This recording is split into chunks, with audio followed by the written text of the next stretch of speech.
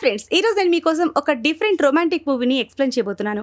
అడవి మధ్యలో ఒక అందమైన ఇల్లు. అక్కడ దేవత లాంటి ముగ్గురు అక్క చెల్లెలు. వాళ్ళని చూడగానే ఆ యువకుడు మైమర్చిపోతాడు. ఒకరితో కాదు, ఆ ముగ్గురు భామలతో అదిరిపోయే రేంజ్ లో వ్యవహారం నడుపుతాడు.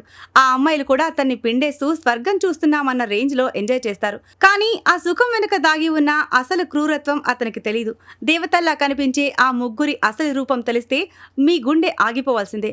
ఇంతకీ ఆ అందాల వెనక ఉన్న ఆ భయంకరమైన మిస్టరీ ఏంటి? వాళ్ళతన్ని ఎందుకు టార్గెట్ చేశారు? ఈ క్రేజీ థ్రిల్లర్ ని అస్సలు మిస్ అవ్వకండి. మూవీ స్టార్టింగ్ లో విన్స్ అనే అబ్బాయిని చూపిస్తారు. అతను తన బైక్ మీద ఒక సుదీర్ఘ ప్రయాణానికి బయలుదేరతాడు. దారిలో విన్స్ కి బాగా చీకటి పడిపోతుంది. బైక్ నడుపుతూ అతను చాలా అలసిపోతాడు. అదే సమయంలో అతనికి ఒక ఇల్లు కనిపిస్తుంది. ఆ ఇల్లు అడవి మధ్యలో ఉంటుంది. ఇంట్లో ఉన్న వాళ్ళు నిద్ర పాడు చేయడం ఇష్టం లేక విన్స్ చప్పుడు చేయకుండా ఇంటి పక్కనే ఉన్న స్టోర్ రూమ్ లోకి వెళ్లి అక్కడే పడుకుంటాడు. మరుసటి రోజు ఉదయం విన్స్ కి మెలకువ రాగానే అతనికి లివియా అనే అమ్మాయి కనిపిస్తుంది. లివియా అతన్ని పేరు అడుగుతుంది. విన్స్ తన పేరు చెప్పి తాను సుదీర్ఘ ప్రయాణంలో ఉన్నానని, అలసట వల్ల స్టోర్ రూమ్ లో పడుకున్నానని చెప్తాడు. అప్పుడు లివియా అతన్ని త్వరగా అక్కడి నుండి వెళ్లిపోమని చెప్తుంది. విన్స్ ఆమె మాట విని వెళ్ళిపోతూ ఉండగా అతనికి లివియా అక్క చెల్లెలు కనిపిస్తారు.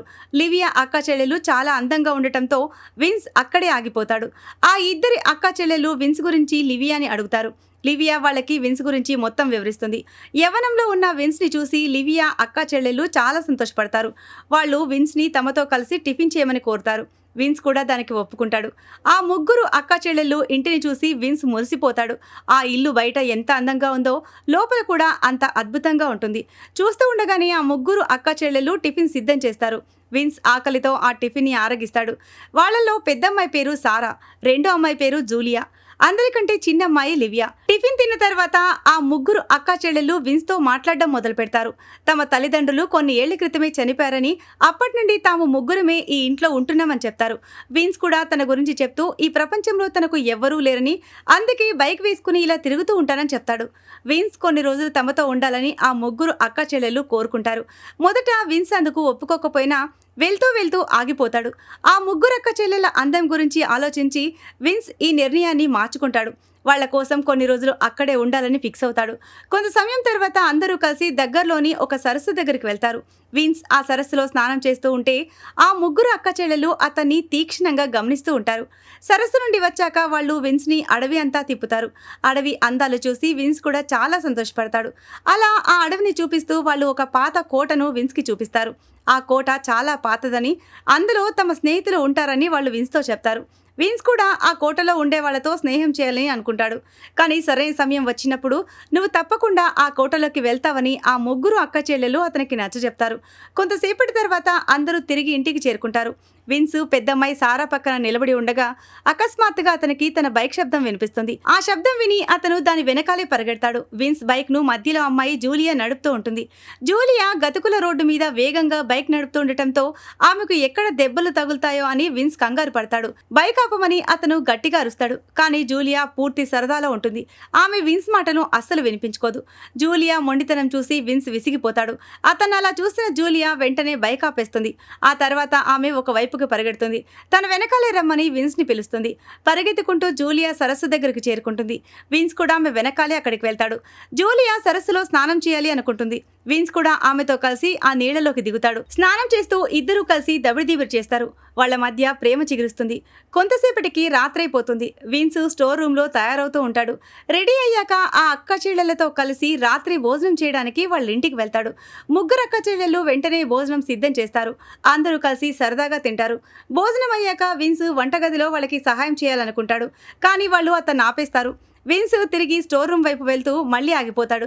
భోజనానికి కృతజ్ఞతలు చెప్పడం మర్చిపోయానని అతనికి గుర్తుకొస్తుంది. థ్యాంక్స్ చెప్పడానికి అతను మళ్ళీ ఇంట్లోకి వెళ్తాడు. కానీ అక్కడ అతనికి ఎవ్వరూ కనిపించరు. ఆశ్చర్యకరంగా ముగ్గురు అక్కా చెల్లెలు పనిచేస్తున్న ఆ వంటగదిలో ఒక్క అన్నం గింజ కూడా విన్స్ కి కనిపించదు. అతను వాళ్ళ గదుల్లో వెతికినా ఎవ్వరూ ఉండరు. విన్స్ కంగారు పడుతూ ఆ ముగ్గురు అక్క చెల్లెల కోసం అడవిలోకి వెళ్లి వెతకడం మొదలు పెడతాడు. అక్కడ కూడా ఎవ్వరూ కనిపించరు. ఈలోగా అతనికి దూరంగా మండుతున్న మంటలు కనిపిస్తాయి. ఆ మంటల దగ్గర ఆ ముగ్గురు అక్క చెల్లెలు నిలబడి ఏదో చేస్తూ ఉంటారు. వాళ్ళ ముఖాల్లో ఎలాంటి భావాలు ఉండవు. ఏదో వింతగా కనిపిస్తారు. వాళ్ళని అలా చూసి విన్స్ భయపడిపోతాడు. అక్కడి నుండి తప్పించుకోవాలని అతను పరిగెత్తబోతూ ఉండగా అతని అడుగుల శబ్దం వినిపిస్తుంది. ఆ శబ్దం విని ఆ ముగ్గురు అక్క చెల్లెళ్ళు అక్కడికి వచ్చేస్తారు. విన్స్ భయంతో అక్కడే దాక్కుంటాడు. కానీ ఆ ముగ్గురు అక్క చెల్లెలు అతని కోసం వెతకడం మొదలు పెడతారు. ఈలోగా పెద్దమ్మాయి సారా విన్స్ ఉన్న చోటుకి చేరుకుంటుంది. తాను అక్కడ ఎందుకు దాక్కున్నావని ఆమె విన్స్ ని అడుగుతుంది. అయితే విన్స్ నిజం చెప్పకుండా నేను మీ దగ్గరికే వస్తున్నానని అబద్ధం చెప్తాడు. ఆ తర్వాత మీరు ముగ్గురు ఇక్కడ ఏం చేస్తున్నారు అని విన్స్ వాళ్ళని అడుగుతాడు. సారా తాము ప్రతి నెల ఒక సాంప్రదాయాన్ని పాటిస్తామని, దానికోసమే ఇక్కడికి వచ్చామని చెప్తుంది. ఆ తర్వాత అందరూ కలిసి ఇంటికి తిరిగొస్తారు. వంటగదిలో సామాన్లన్నీ ఉండటం చూసి విన్స్ ఆశ్చర్యపోతాడు. ఇంతకు ముందు ఇక్కడ ఏమీ లేవు కదా అని తాను సారాని అడుగుతాడు. దానికి సారా, అది నీ భ్రమై ఉంటుంది, నువ్వు బాగా అలసిపోయావు, నాతో రా అని చెప్తుంది. అలా అని ఆమె విన్స్ ని తన గదిలోకి తీసుకెళ్తుంది. అక్కడ కూడా వాళ్ళిద్దరూ దబిడిదిబిడి చేస్తారు. అర్ధరాత్రి ఏదో శబ్దం వినిపించడంతో విన్స్ కి మెలకు వస్తుంది. ఆ ముగ్గురు అక్క చెల్లెళ్ళు తలుపు దగ్గర నిలబడి ఎవరో ఒక వ్యక్తితో మాట్లాడుతూ ఉండటం అతను గమనిస్తాడు. విన్స్ వెంటనే పైగది కిటికీ దగ్గరికి వెళ్లి చూస్తాడు. అక్కడ అతనికి ఒక వ్యక్తి కనిపిస్తాడు. విన్స్ చూస్తూ ఉండగానే ఆ వ్యక్తి అక్కడి నుండి వెళ్ళిపోతాడు. అక్క చెల్లెళ్ళు కూడా తమ గదుల్లోకి వెళ్ళిపోతారు. విన్స్ మెల్లగా కిటికీలోంచి బయటకొచ్చి ఆ వ్యక్తిని వెంబడిస్తాడు. విన్స్ అతని వెనకాలే వెళ్తూ ఉండగా అకస్మాత్తుగా ఆ వ్యక్తి మాయమైపోతాడు. విన్స్ అతని కోసం వెతుకుతూ ఉండగా ఒక్కసారిగా బలమైన గాలులు వీస్తాయి. భారీ వర్షం కూడా మొదలవుతుంది. విన్స్ పక్కనే పిడుగు పడడంతో అతను భయంతో స్పృహ కోల్పోతాడు. మరుసటి రోజు ఉదయం విన్స్ కి స్పృహ వచ్చేసరికి అతని ముందు ఆ ముగ్గురు అక్క చెల్లెలుంటారు. నువ్వు అడవిలో ఏం చేస్తున్నావు అని సారా అతను అడుగుతుంది. విన్స్ తాను చూసిన వ్యక్తి గురించి చెప్పి అతను ఎవరని వాళ్ళని అడుగుతాడు. దానికి ఆ ముగ్గురు సమాధానమిస్తూ అతను ఆ కోట యొక్క సేవకుడని చెప్తారు. ఈ రాత్రి కోటలో ఒక విందు కార్యక్రమం జరగబోతోంది, దానికి ఆహ్వానించడానికి అతను వచ్చాడని వివరిస్తారు. ఆ వ్యక్తి రాత్రిపూట ఆహ్వానం పలకడానికి ఎందుకు వచ్చాడని విన్స్ ఆశ్చర్యపోతాడు. దానికి సమాధానంగా కోటలో ఉండేవాళ్ళు ఎప్పుడూ రాత్రి వేళల్లోనే ఆహ్వానాలు పంపుతారని వాళ్ళు చెప్తారు. ఆ తర్వాత ముగ్గురు కలిసి విన్స్ ను విశ్రాంతి తీసుకోమని కోరుతారు. విన్స్ కూడా పడుకుంటాడు. సాయంత్రం ముగ్గురు అక్క చెల్లెళ్ళు కోటలోని పార్టీకి బయలుదేరతారు. విన్స్ ని కూడా తమతో రమ్మని పిలుస్తారు. కోట వాళ్ళ ఇంటి నుండి చాలా దూరంలో ఉండటం వల్ల కోట యజమానులు వాళ్ల కోసం ఒక గుర్రపు బండిని పంపిస్తారు. త్వరగా నలుగురు కలిసి కోటకు చేరుకుంటారు. అక్కడ అప్పటికే చాలా మంది అతిథులు వచ్చి ఉంటారు. ముగ్గురక్క చెల్లెళ్ళు విన్స్ ని అక్కడ నివసించే కుటుంబానికి పరిచయం చేస్తారు. ఆ కోట యజమాని పేరు విలియం. అతను విన్స్ కు ఘనస్వాగతం పలుకుతాడు. అయితే ఆ కుటుంబ సభ్యులు విన్స్ కు రకరకాల ప్రశ్నలు అడగడం మొదలు పెడతారు.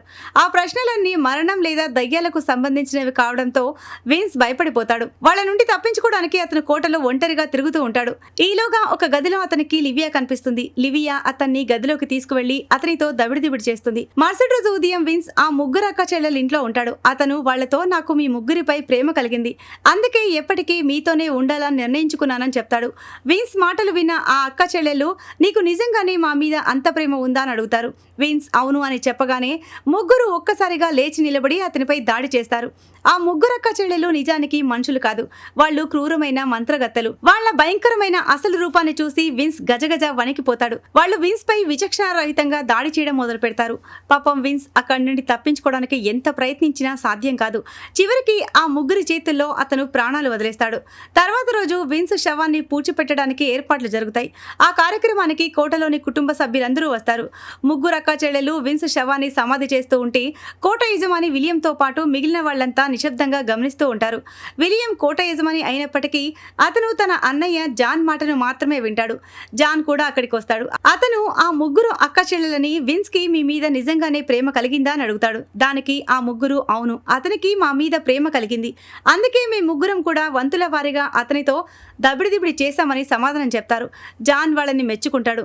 కానీ వెంటనే కోటలోని మిగిలిన కుటుంబ సభ్యుల మీద కోపంతో ఊగిపోతాడు. ఈ ముగ్గురు అక్క చెల్లెళ్ళు తమ పనిని సరిగ్గా చేస్తున్నారు, కానీ మీరు మాత్రం ఏమీ చేయడం లేదని వాళ్ళని తిడతాడు. మనమందరం సైతాన్ని నమ్ముతాం, అతన్ని సంతోషపెట్టడానికి ప్రతి నెల ఒక యువకుడిని బలిస్తాం, అందుకు బదులుగా ఆ సైతాన్ మనల్ని ధనవంతులను చేస్తున్నాడు అని అసలు రహస్యాన్ని బయటపెడతాడు. వచ్చే నెల నుండి ఆ ముగ్గురు అమ్మాయిలు కోటలో ఉంటారని, కోటలోని మిగిలిన వాళ్ళు అడవిలోకి వెళ్లి కొత్త యువకుడి కోసం వేట మొదలు పెట్టాలని జాన్ ఆదేశిస్తాడు. తన కుటుంబ సభ్యుల్ని బాగా తిట్టి వాళ్ళందరినీ తీసుకుని అక్కడి నుండి వెళ్ళిపోతాడు. విన్స్ మరణం పట్ల కేవలం విలియం మాత్రమే బాధపడుతుంది, ఎందుకంటే ఆమె మనసులో విన్స్ ను ఇష్టపడుతూ ఉంటుంది. సైతాన్ని పూజించి ఆ ముగ్గురు అక్క చెల్లెళ్ళు నిజానికి చాలా ధనవంతులు. వాళ్ళు ప్రతి నెల నగరానికి వెళ్లి కేవలం వేట కోసమే ఈ అడవికి వస్తూ ఉంటారు. అలా ఒక అమాయక యువకుడి ప్రాణాలు సైతాన్కి బలి ఇవ్వడంతో ఈ సీన్తోనే మూవీ ఎండ్ అవుతుంది. సో ఇది ఫ్రెండ్స్ ఇవాల్టి స్టోరీ. ఈ స్టోరీ గనక మీకు నచ్చినట్లయితే మరికొన్ని ఇలాంటి ఇంట్రెస్టింగ్ స్టోరీస్ కోసం ఛానల్ని సబ్స్క్రైబ్ చేయండి. Thanks for watching.